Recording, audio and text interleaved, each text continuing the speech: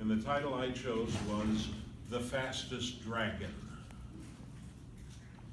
So, I'm sitting in my office, which happens to be the third booth in Joey Chicago's 3-Star Tavern, sipping an Old Peculiar and doping out the morning line at Jamaica, when Benny Fifth Street approaches me. "How is it coming along?" he inquires. "Slowly," I reply. "It's not as if they hold a race for dragons every day or even every decade when push comes to shove." "So what have you got?" he says. I sigh deeply. "I got Tooth and Fang at 5-1, Green Death at 6-1, Fire Breather at 6-1, Cutie Pie at 8-1, and the filly Dragonella at 10-1. "I didn't know they came in fillies," says gently Dawkins, coming into the bar while eating an ice cream cone. "They come in eggs," says Benny. "Only later did they divide themselves into colts and fillies." "That's dragons and dragonettes," replies gently. Now I figure I can sit there all day and listen to my flunkies argue until post time, or I can finish my beer and catch the subway to Jamaica 5 hours early. And since it is an easy choice, I get to my feet and tell Joey Chicago to put the Old Peculiar and its 2 departed brothers on the cuff. "In case it has eluded your eagle eye, Harry," replies Joey, "I am wearing short sleeves." So I pull out a Washington and a Lincoln, place them on the bar, and head for the door, where I collide with Longshot Lamont. "Just the person I am looking for," he says, leading me back to my office. "We have serious business to conduct." "What 1,000,000-to-1 horses elicited your interest today?" I ask. "I've decided horses are for suckers," says Lamont. "I will make my fortune by betting on the fastest dragon." "I do not believe I can accommodate you," I tell him regretfully. "You haven't even heard me yet," he complains. "In all the years I have known you," I say, "you've never put your money down on anything that is less than 80-to-1. I regret to inform you the longest price in the field is the filly at 10-to-1. "Ah," he says with a smile, "then you've not heard the news." "Are we at war?" I ask. "Even better," he says with a happy smile. "Chop Suey is running." "Put in some breadcrumbs and it'll stay on the plate," says gently, who at 450 pounds has a knowledge of such things. "Do not understand me so fast," says Lamont, and then turns back to me. "Chop Suey is a dragon imported from China for just this race. He arrives early this morning." "What makes you think he'll be 80-to-1 or longer?" I ask. "He has started 17 times at Peking Downs and is yet to finish better than 6, says Lamont. "I think his owner must have shipped him here looking for easier opposition." "And how much do you wish to put on his nose?" "First, I need to know the odds." "All right, if it turns out that indeed he runs out of the money 17 times in a row, I will offer 100-to-1 against him." "That seems fair," he says, pulling out a roll of bills that could probably choke Chop Suey. "I will put 5 large on him to win." I take the money, thank him, and send him on his way, then turn to Benny. "Check with Peking Downs and find out if Lamont is telling the truth about this Chop Suey." "I will get right on it, boss," he answers. "I will have one more Old Peculiar," I announce, while you are doing my homework, and then we will head off to the track. "That is a lot of money to walk around with," says gently. "Maybe you should leave it in a safe place." "I plan to," I tell him, and then turn toward a darkened area at the back of the tavern. "Hey, Dugan, come on over." Dead-End Dugan, the third of my 3 flunkies, shambles over until he is standing directly in front of me, all 6'10" of him. He is not much to look at, and he will never be a nosegay, but when I encounter an occasional client who is unwilling to make good his marker, it is always nice to have an oversized zombie working on my team.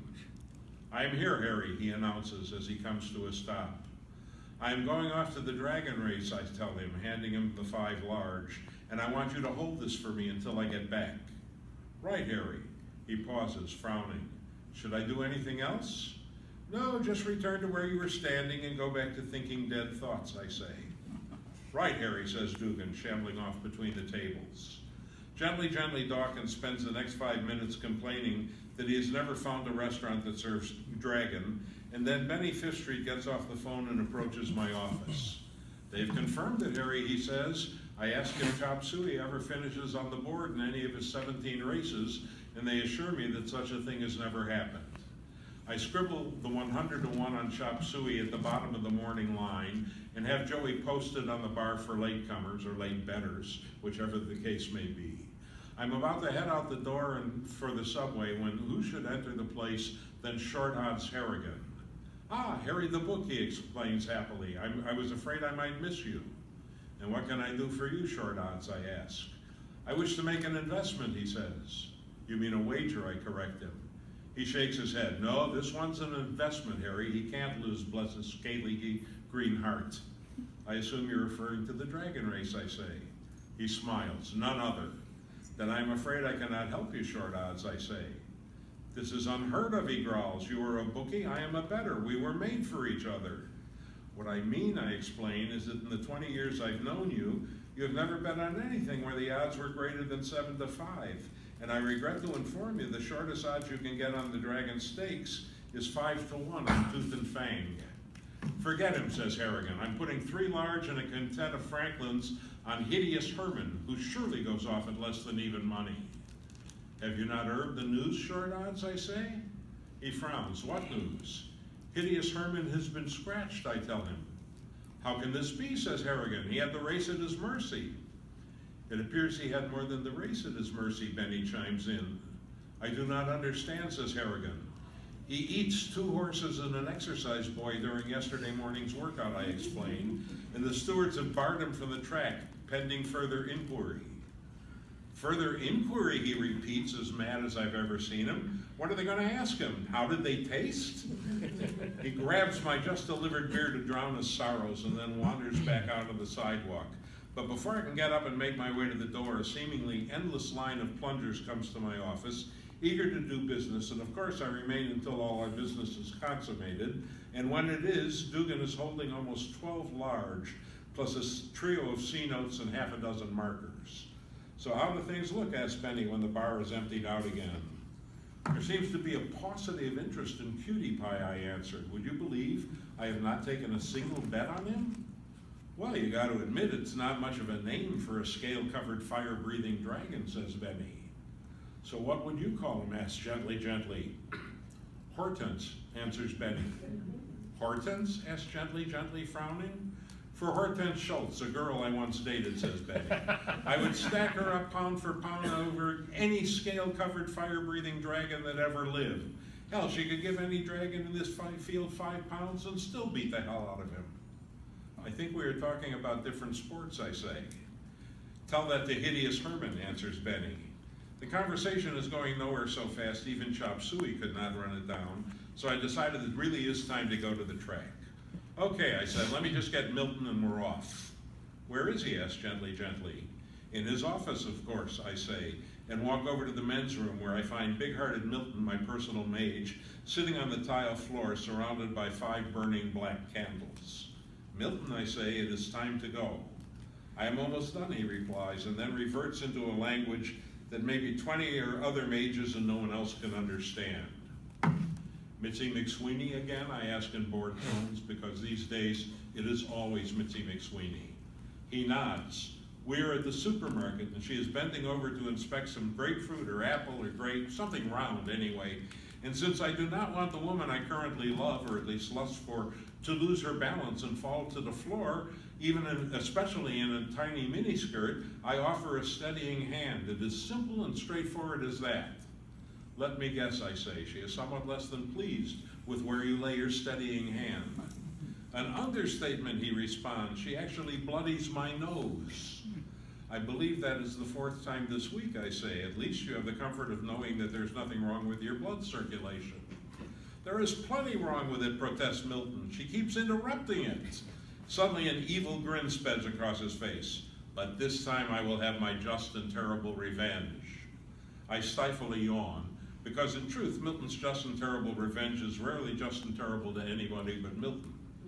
You know what pride she takes in those low necklines of hers, he says? Well, I have hexed her right hand, the one she uses to hold her drinks, and not coincidentally the very one she bloodies my nose with. And now, every time she tries to take a sip of her drink, her wrist will tilt too much and she will spill the drink right down her neckline. What do you think of that? Oh, that is a very severe hex indeed, Milton, I say as he chuckles with glee.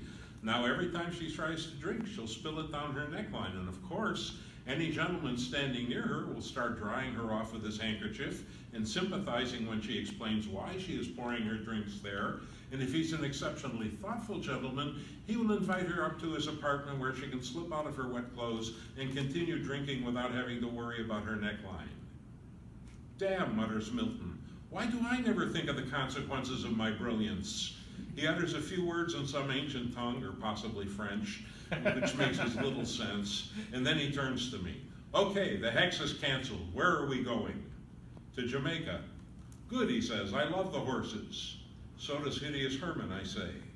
So we gather Benny and Gently, and we hop onto the subway, and in just a few noisy, crowded, sweat and smoke-filled minutes, we get off, and suddenly we're at Jamaica. I decide that with long shot Lamont on a dragon that really and truly cannot, without some spiritual guidance, win, and I have brought along big-hearted Milton to misdirect any spirit with the audacity to try to help Chop Suey, and with Short Odds Harrigan not trying to bankrupt me by betting his bankroll on odds-on favorites, I can afford the luxury of a box in the grandstand. And a moment later, my crew and I are seated and watching the last horse race of the day. Then nearsighted Sam, who calls all the races at Jamaica, taps the microphone 10 or 20 times to make sure it's working, which has the side effect of sending 20,000 spectators diving under their seats on the assumption that we are being bombed by the Russians or the Canadians or some big country like that. Ladies and gents, he says, it is 22 minutes to post time for the Dragon Stakes, the race that will determine the fastest dragon under saddle.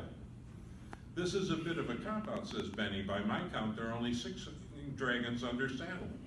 Milton closes his eyes, goes into his swami where he floats a few inches above the ground, and comes back to life about half a minute later.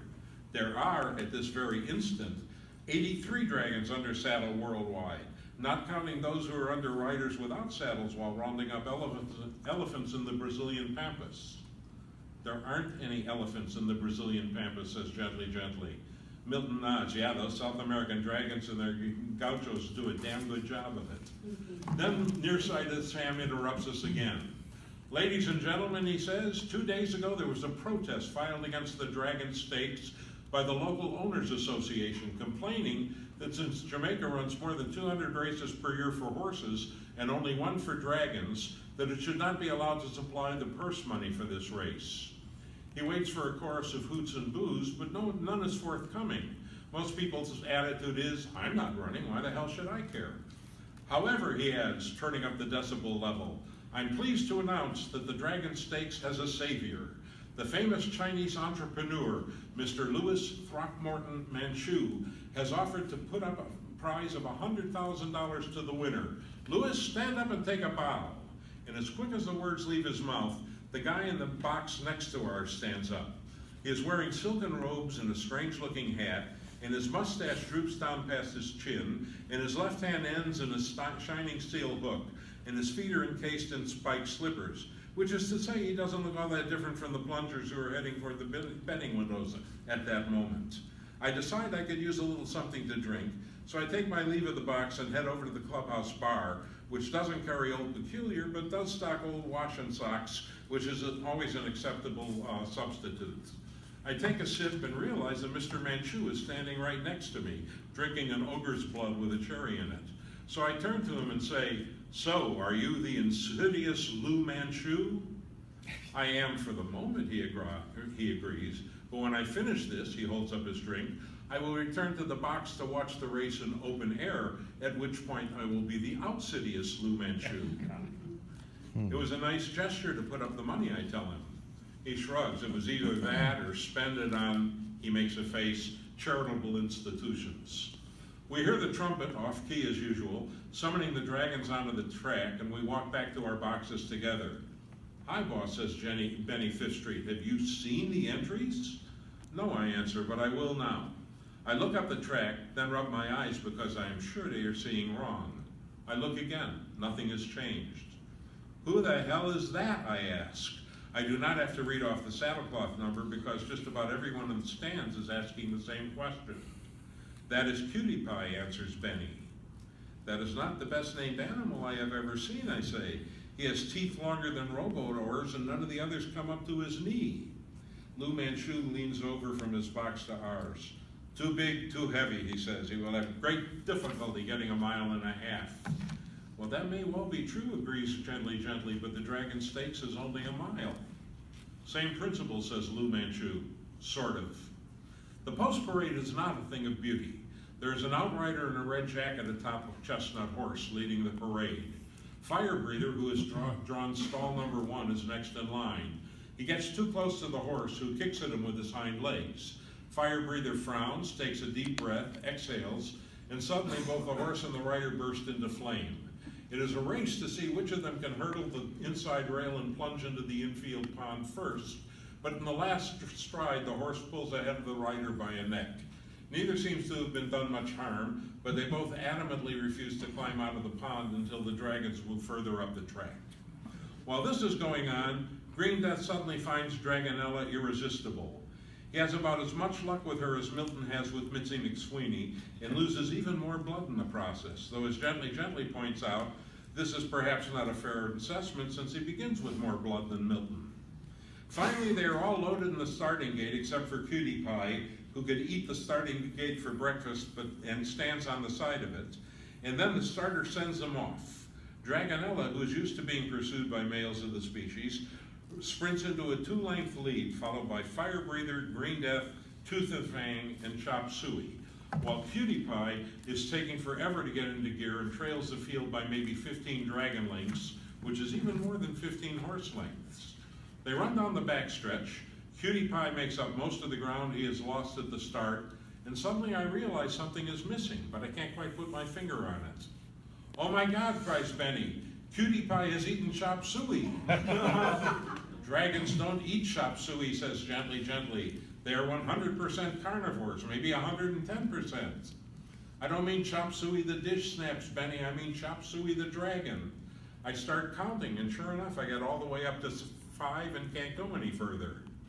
Is that legal, asks Benny? I wonder how they taste, adds Gently. Before any answer occurs to me, they hit the far turn, and Cutie Pie has added Tooth and Fang to his menu.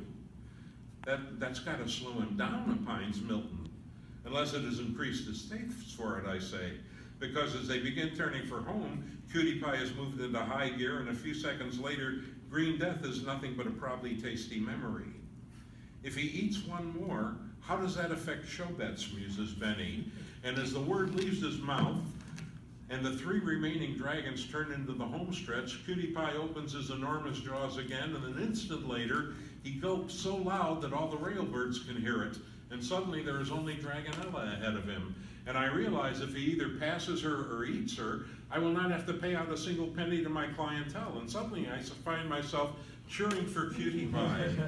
He pulls within a length of her with 100 yards to go, opens that huge maw one last time, and seconds later crosses the wire all by himself. Well, there's no doubt about who's the fastest dragon, says Benny. I'd say he's more the onlyest dragon, replies Gently. We're getting ready to go home and celebrate our tidy little profit of 12 large and some change when nearsighted Sam's voice comes over the speaker system again. Ladies and gents, it says, there's been an official protest. Please hold on to all tickets until the stewards come to a decision. Now, who the hell could protest that, asks Benny. Can anyone doubt that Cutie Pie crosses the wire first? As a matter of fact, I filed the protest, says Lu Manchu from the next box. You, says Gently, you didn't even have a dragon in the race. I put up the prize money on the understanding it would be a normal race, with a winner, a place dragon, a show dragon, and the rest of the field. Clearly, only one dragon finishes the race, so I want my money back, and I will divide it equitably among multimillionaire crime lords. He looks around. I'm just waiting for my lawyer, and then we will speak to the stewards. He smiles. Ah, here he comes now. An elegantly dressed man with his hair slicked down, his mustache neatly trimmed, and not a single wrinkle on his suit, approaches Lu Manchu. I'm ready, Lou, he says. Let's go win our case. Don't I know you, says Milton, staring at him. I have no idea, says Manchu's lawyer. Do you? Aren't you Shuli Schickelmeyer? Not anymore, he says with a smile. Who'd ever hire a lawyer named Shuli Schickelmeyer? So what do you name yourself these days, asked Milton. Atticus Mason. Milton frowns. Atticus Mason? Mason shrugs. Well, it was that or Perry Finch. He turns to Manchu. Let's go. So they walk off to the steward's stand, and suddenly Benny Fifth Street frowns. Do you think they got a chance? Who knows, I say. Well, it occurs to me that if they disqualify Cutie Pie or find any irregularity whatsoever, you might have to return all bets. Damn, I say, you've got a point. Not to worry, says Milton. I know Atticus Mason when he is just Shuli Schickelmeyer, and whatever aces he thinks he's got up his sleeve, he has a hole in his elbow and they will all fall out. He doesn't have any holes in his elbow, protests gently. Serves me right for wasting a poetic flourish on ingrate, says Milton. He gets to his feet. Let's attend the steward's meeting and right all lefts. So we walk back through the clubhouse, down a guarded walkway, and enter the steward's chambers just as Atticus Mason is finishing his pitch. So I conclude by saying that to call Cutie Pie the fastest dragon is a misstatement, when in fact, at the end, he is the only dragon. I submit to you it cannot be considered a legitimate race when only one dragon crosses the finish line. Does anyone else have any comment to make or add, asks the chief steward. I do, says Milton. Speak up and be heard, says the chief steward. My understanding is that each dragon is legally entered in the race, that the full field of dragons goes to the post, and that none are hindered by any malfunction of the starting gate. Is that correct? Yes, says the chief steward, and the other two stewards nod their heads. So the race, shall we say 10 seconds into it, is totally legitimate? Yes, that is correct. Nobody runs off the course at any point, persists Milton. No. Then I submit that the results should be made official. Not so, cries Atticus Mason. Only one dragon crosses the line. And that is the basis of your complaint, asks Milton? Yes.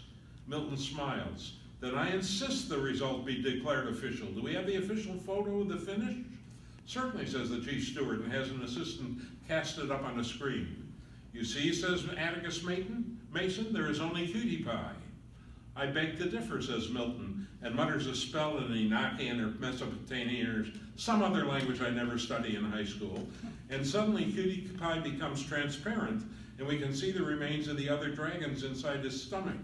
You see, all 5 of the other dragons cross the finish line too. Based on where their noses are, it's clear that Dragonella is second across the wire, and Fire Breather is third. Milton smiles triumphantly. QED.